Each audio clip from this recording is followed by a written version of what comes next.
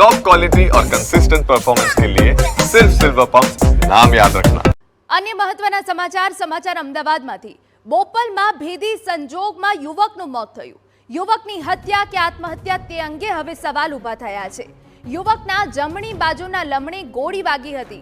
બોપલના શિવાલય row હાઉસની ઘટના છે। ફાયરિંગના અવાજ વખતે પપ્પા રૂમમાં હતા। મૃતકની પુત્રીનું આ નિવેદન સામે આવ્યું છે। રિવોલ્વર મળી ન આવતા પોલીસ પણ અસમંજસમાં છે। એફએસએલ અને પોસ્ટમોર્ટમ રિપોર્ટ બાદ આગળની કાર્યવાહી હાથ ધરાશે।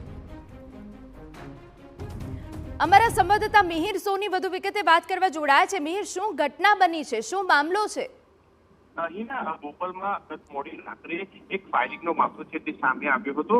જે ફાયરિંગમાં કલ્પેશ ટુંડિયા નામના જે યુવાન છે તેમનું મોત છે તે નીપજ્યું હતું। પ્રાથમિક જ્યારે પોલીસ પહોંચી અને ત્યારબાદ આ પૈસાની લીધી દીધી ફાયરિંગ થયું હોવાની આશંકા છે તે સામે આવી હતી અને તેમાં તેમને બે લોકો ઘરે મળવા માટે આવ્યા હતા કે જે બોપલના જે શિવાલિક રો હાઉસ છે ત્યાં આગળ તેના ઘરે જ આ ઘટના છે તે બની હતી અને તેમાં જે આ બે લોકો આવી અને ત્યારબાદ તેને જ રિવોલ્વરથી આ રીતના ફાયરિંગ કરી અને હત્યા કરી હોવાની આશંકા છે તે પહેલા સામે આવી હતી। પરંતુ પોલીસે મૃતકની જે દીકરી છે તેની પૂછપરછ કરતા અલગ અલગ સ્ટેટમેન્ટ છે તે સામે આવી રહ્યા હતા અને તેઓમાં જે મૃતક છે કલ્પેશભાઈ તેમના ખિસ્સામાંથી એક સુસાઇડ નોટ છે તે મળી આવી હતી અને ત્યારબાદ પોલીસે મોડી રાત સુધી આ ફાયરિંગ કે સુસાઇડને લઈને એફએસએલની પણ મદદ છે તે લેવામાં આવી હતી કારણ કે જે આ યુવાન છે કલ્પેશભાઈ જેને જમણી બાજુના લમણે આ ગોળી વાગેલી હતી જે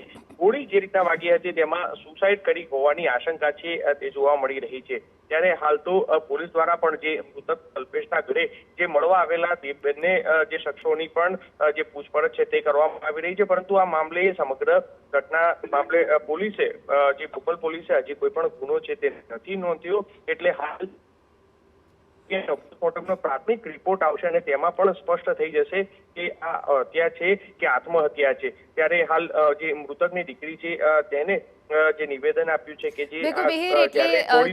જે રીતે હાલ વિગતો સામે આવી છે એ પ્રમાણે યુવકે આત્મહત્યા કરી હોઈ શકે, જો કે પોલીસ હજુ વધુ તપાસ હાથ ધરી રહી છે।